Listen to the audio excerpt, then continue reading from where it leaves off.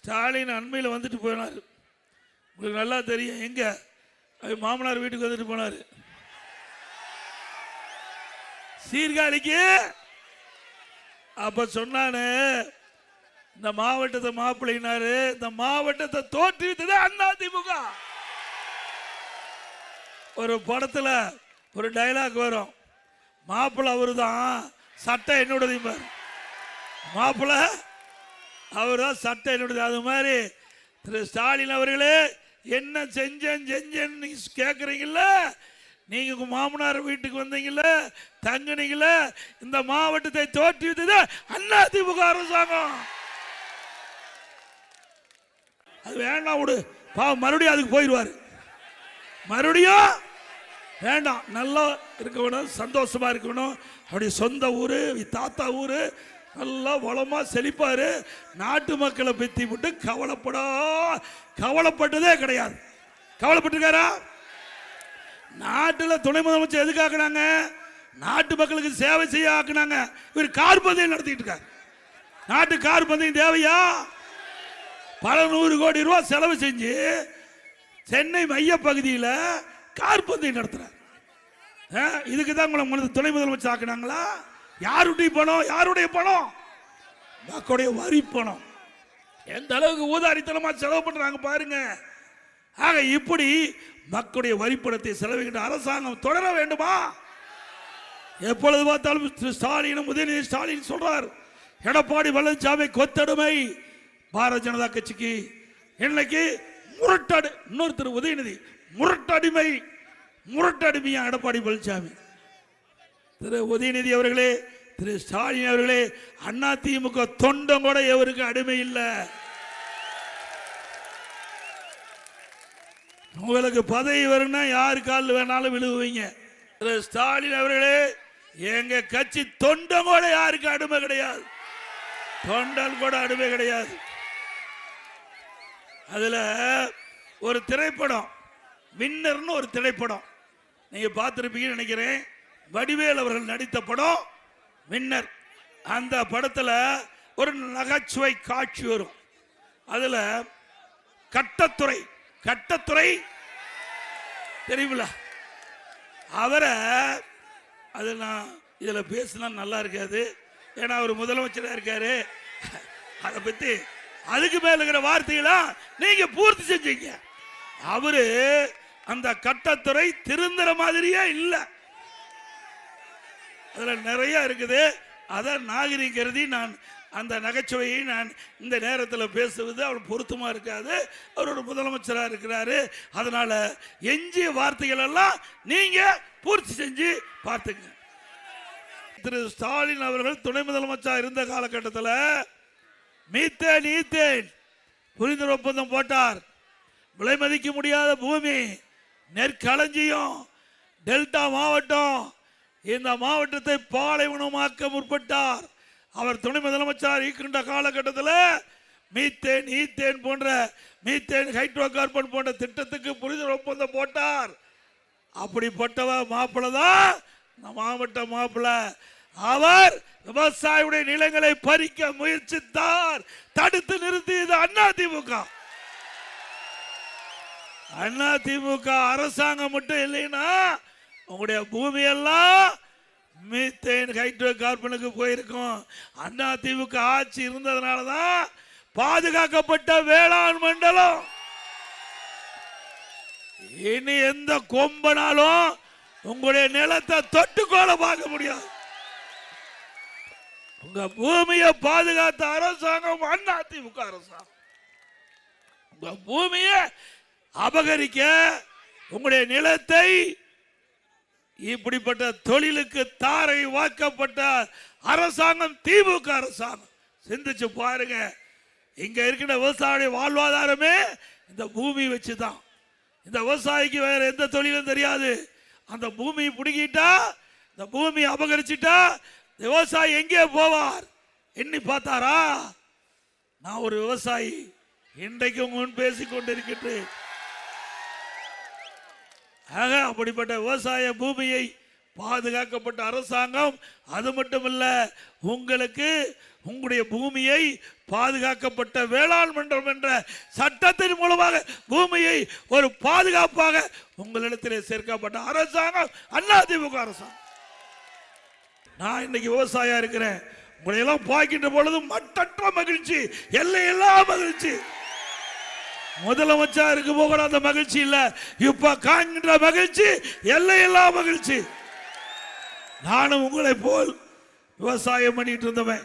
இன்றைக்கும் விவசாயம் தான் என்னுடைய சொந்த தொழில், வேற எந்த தொழிலும் இல்லை. ஆனா இந்த விவசாயத்தை இன்றைய முதலமைச்சர் புறக்கணித்துக்கிட்டு இருக்கிறார். விவசாயிகளை விரோதியாக பார்க்கின்றார். விவசாயிகளை எந்த திட்டமும் அறிவிக்காமல் விவசாயிகள் படுகின்ற கஷ்டம், துன்பம், துயரம், வேதனை எதை பற்றி கவலைப்படாத முதலமைச்சர் இன்றைய முதலமைச்சர் ஸ்டாலின் அவர்கள். சிந்திச்சு பாருங்க. அண்மையில் டெல்டாவில் இருக்கிற விவசாயி உற்பத்தி செய்யப்பட்ட நெல் நேரடி நெல் கொள்முதல் கொண்டு சென்று விற்க முடியல. மழை பெய்யுது, அந்த மழையில் நனைகிற நெல்மணியெல்லாம் மூடி வைக்கிறது, தார்பாய் கூட கொடுக்கல, திறந்த வெளியில் அடுக்கி இருக்குது. மழையில் நனைந்து நெல்மணி முளைச்சிருக்குது, அதை கூட இந்த முதலமைச்சர் வந்து பார்க்க முடியல, பார்க்கறதுக்கு நேரம் இல்லை. இப்போ வந்தார்ல, வந்தாரா இப்போ வரல. எப்போ அவருடைய மகன் வந்திருப்பாரு, அவரும் வரல. சுத்தம் அது நீங்க முடிவு பண்ணிட்டாங்க. திருவாரூர் சட்டமன்ற தொகுதி ஜெயிக்காது முடிவு பண்ணிட்டாங்க. நான் ஏற்கனவே எழுச்சி பயணத்தின் போது உங்களை எல்லாம் வந்து சந்திச்சுட்டு போனேன். இதே இடத்துல மீண்டும் இதே இடத்துல வந்திருக்கிறேன். பாருங்க, நெல்லெல்லாம் முளைச்சு போச்சு. ஒரு தட்டில் வச்சு பார்க்குறாரு. எதுல?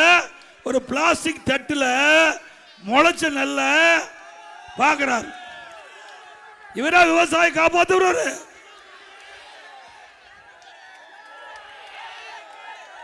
ஒரு தட்டில் நாம கஷ்டப்பட்டு இரவென்று பகலென்று பாராம ரத்தத்தை விரைவியா சிந்தி பயிரை நெட்டு அதை நோயிலிருந்து காப்பாற்றி அதை அறுவடை செஞ்சு அந்த நெல்மணியெல்லாம் மூட்டை பிடிச்சி விற்க கொண்டு போய் மழையில் நனைஞ்சு நெல்மணி முளைச்சு போச்சு.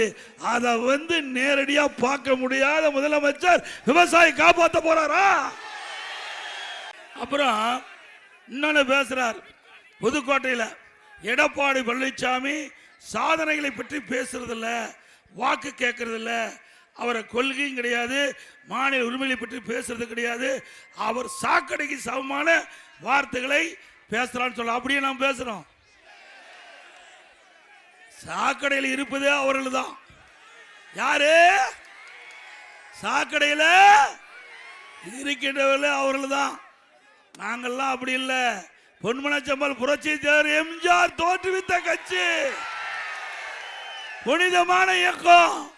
தீய சக்தியை திமுகவை தமிழகத்தில் வேரோடு ஒழிக்க வேண்டும் என்பதற்காக தொடங்கப்பட்ட கட்சி. அதே போல இதே புரட்சி தலைவி அம்மா அவர்கள் தன் உடலில் இருக்கின்ற அந்த நோயை கூட பொருட்படுத்தாமல் மக்களை நேசித்து பொன்மனச்செம்மல் புரட்சி தலைவர் எம்ஜிஆர் விட்டு சென்ற பணி தொடர வேண்டும் என்பதற்காக இரவு பகல் பாராமல் உழைத்தார். இரண்டு தலைவரும் மக்களுக்காக உழைத்த தலைவர்கள். அப்படித்தானே? அவர்கள் ஏதாவது வாரிசு இருக்குதா? நாம் தான் வாரிசு. நம்முடைய மக்கள் தான் வாரிசா பார்த்தாங்க. பொன்மனச்செம்மல் புரட்சி தலைவர் எம்ஜிஆர் அவர்களும் இதே புரட்சி தலைவி அம்மாவும் நாட்டு மக்களை தன்னுடைய பிள்ளைகளாக தன்னுடைய வாரிசுகளாக பார்த்தார்கள். தன்னலம் இல்லாம நாட்டுக்கு எண்ணற்ற திட்டங்களை தந்த தலைவர்கள் நம்முடைய தலைவர்கள். உண்மைதானே? திரு கருணாநிதி அவர் குடும்பத்தால பார்த்தாரு, நாட்டு மக்களை பார்த்தாரா? தன் குடும்பத்தில் யாருக்கு கட்சியில பதவி கொடுக்கணும், தன் குடும்பத்தில் யார் ஆட்சி அதிகாரத்துக்கு வர வேணும், மாநிலத்திலும் சரி மத்தியிலும் சரி. திராவிட முன்னேற்ற கழகத்தை பொறுத்த வரைக்கும் வேற எவரும் அந்த கட்சியில உயர்ந்த பதவிக்கு வர முடியாது. முடியுமா? ஆட்சி அதிகாரத்தில் வர முடியுமா திமுகவில்? திரு கருணாநிதி குடும்பத்தை தவிர அந்த திராவிட முன்னேற்ற கழக கட்சியில கட்சியிலையும் உயர்ந்த பதவிக்கு வர முடியாது, ஆட்சி அதிகாரத்திலையும் வர முடியாது. அதிமுக அப்படி அல்ல. சாதாரண தொண்டன், இங்கே இருக்கின்ற தொண்டன் இங்கே வந்து பேச முடியும். உண்மைதானே? நீங்க கொள்ளையடிக்கிற கூட்டம் ஆகி போச்சு. எந்த திட்டத்தை கொடுத்தாலும் அதுல என்ன கமிஷன் வர வேண்டும் என்று பார்த்து இந்த திட்டத்தை கொடுத்தீங்களா? மத்திய அரசு எப்படி ஏற்கும்? சிந்திச்சு பாருங்க. எங்க பகுதியில் பவானியிலிருந்து தொப்பூர் வரை 4 வழிச்சாலை நகாய் திட்டம் எடுத்துக்கிட்டாங்க. நான் இருக்கும்போதே 90% நிலத்தை எடுத்துட்டேன். பார்த்தாங்க, நகாய் திட்டம்னா மத்திய அரசு திட்டம், இவங்கள டெண்டரில் காசு வராது. பார்த்தார் இங்க இருக்கிற நெடுஞ்சாலைத்துறை அமைச்சர், நிலம் எடுக்க முடியல அப்படின்னு எழுதி மாநில தேசிய நெடுஞ்சாலை, மாநிலத்திலேயோ தேசிய நெடுஞ்சாலை இருக்குது பிரிவு, அதில் எடுத்து இவங்களை டெண்டர் விடலாம். 4 வழிச்சாலை 2 வழிச்சாலை ஆகிப்போச்சு. அது என் ஊருக்கு போகிறது துரதிருஷ்டம் பாருங்க. என் ஊருக்கு போகிற சாலையை ஆட்டை போட்டு முடிச்சுட்டான். 4 வழிச்சாலையா 2 வழிச்சாலை ஆக்கிட்டாங்க. இவர்களே டெண்டரை 5ஆ பிரித்து விட்டு கமிஷன் வாங்கிட்டாங்க. இப்படிப்பட்ட ஆட்சி தேவையா? இன்னும் சொல்ல போனா பச்சை குழந்தை, 2 வயசு குழந்தை கூட கிருஷ்ணகிரியில கதற கதற பாலில் சீண்டல் உட்படுத்தப்பட்டு கொலை செய்கின்றார்னா இந்த ஆட்சி தொடர வேண்டுமா? இன்றைக்கு பத்திரிகை ஊடகத்திலையும் பார்த்தீங்கன்னா அந்த காலத்தில் தங்கம் என்ன நிலவரம், வெள்ளி எல்லாம் நிலவரம் வரும். இப்போ கொலை நிலவரம் என்ன, பாலியல் சீண்டல் நிலவரம் என்ன, போதைப் பொருள் நிலவரம் என்ன, இதுதான் இப்போ வருது. இப்படிப்பட்ட செய்தி தான் பத்திரிகை ஊடகத்திலே வருது. இந்த ஆட்சியில திறமையற்ற முதலமைச்சர் ஆண்டு கொண்டிருக்கின்றார், பொம்மை முதலமைச்சர் ஆண்டு கொண்டிருக்கின்றார். அதனால் தமிழகம் தலை குனிந்து தலை தொங்கி போயிருக்குது. ஸ்டாலின் கேட்டால் தலை நிமிர்ந்து இருக்குதான். அப்படியா இருக்குது? எவ்வளவு வழக்கு நாம சொல்லல, திமுக அமைச்சரே சொல்றாங்க. 1999 போக்சோ வழக்குகள் 18,000 பாலியல் சீண்டல் வழக்குகள் பதிவு செய்யப்பட்டு சொன்னா இந்த ஆட்சி மோசமான ஆட்சி தானே? அண்ணா திமுக ஆட்சிக்கு வந்தவுடன் 3 மாதத்தில் தமிழகம் முழுவதும் இந்த கஞ்சாவை அறவாக ஒழிக்கப்படும். தமிழகம் போதைப் பொருள் இல்லாத மாநிலமாக உருவாக்குவோம். சட்டத்தின் ஆட்சி நடக்கும். தமிழகத்தில் சட்டத்தின் ஆட்சி நடக்கும். பாருங்க, இந்த கஞ்சா அடிச்சிட்டாவே என்ன செய்யுதுன்னு தெரியறதில்ல. கொலை செய்யறான், கொள்ளை அடிக்கிறான், பாலியல் வன்கொடுமை நடக்கிறான். அதுவும் சிறுமிகள், பெண்கள், பாட்டியம்மா கூட விட்டு வைக்க மாட்டேங்கிறான். கேவலம். இனிமேல் பாட்டியம்மா தண்ணி விட்டுட்டு வர முடியாது. அந்த அளவுக்கு மோசமான ஆட்சி. இதெல்லாம் விளையாட்டுக்கு சொல்லலைங்க, பத்திரிகையில் ஊடகத்தில் வருகின்ற செய்தி. பாதிக்கப்பட்டவர்கள் சிறுமிகள், பெண்கள், வயது முதிர்ந்த பெண்கள். இப்படிப்பட்ட ஆட்சி தொடர வேண்டுமா? 18,000 பாலியல் வழக்கு பதிவு செய்யப்பட்டிருக்கு. 18,000 பாலியல் வழக்குகள். பெண்கள் பாதிக்கப்பட்டிருக்கிறாங்க. 18,000 பெண்கள் பாதிக்கப்பட்டிருக்காங்கன்னு சொன்னா இந்த ஆட்சி எப்படிப்பட்ட ஆட்சி என்பதை சிந்திக்க வேண்டும். அது மட்டுமல்ல, இன்றைய இருக்கிற சமூகத்துறை அமைச்சர் தூத்துக்குடியில் பேசுறாங்க. தமிழகத்தில் 5 ஆண்டில் 6,999 போக்சோ வழக்குகள் பதிவு செய்யப்பட்டு அதற்கு நிவாரணமாக 84 கோடி கொடுக்கப்பட்டது என்று வாக்குமூலம் கொடுத்திருக்கிறாங்க. 6,999 போக்சோ வழக்குனா சிறுமிகள், 8 வயசுக்கு கீழ் இருக்கிற சிறுமிகள் பாலியல் சீண்டலுக்கு உட்பட்டிருக்கிறாங்க. அப்படின்னா இந்த ஆட்சி எவ்வளவு மோசமான ஆட்சி. இந்த ஆட்சி மீண்டும் வேணுமா? நான் வந்து பார்த்துட்டு போனேன்ல. இதுக்கு முதலமைச்சர் சொல்றாரு, அந்த நெல்லாம் கொண்டாந்து அடுக்கி வச்சிருந்தாங்கல்ல வெளியில, நம்முடைய விவசாயிகள் அறுவடை செஞ்சு மூட்டை பிடிச்சு வெளியில கொண்டாந்து விற்பனைக்கு, நேரடி கொள்முதலத்தில் விற்பனைக்கு அடுக்கி வச்சிருக்காங்க. அதுக்கு என்ன சொல்றாங்கன்னா, வியாபாரி கொண்டாந்து அடுக்கி வச்சிருக்காங்களாம். வியாபாரிகள் கொண்டாந்து அடுக்கி வச்சிருக்காங்களாம். எவ்வளவு பச்சை பொய்!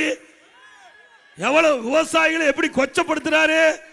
விவசாயிகள் கஷ்டப்பட்டு உழைத்து அவர் ரத்தத்தை வேர்வையா மண்ணிலே சிந்தி இந்த நெல்மணிகளை உற்பத்தி செஞ்சு விற்பனை கொண்டாந்து வச்சிருந்தா இதற்கு தீர்வு காணத்துக்கு வக்கு இல்லை.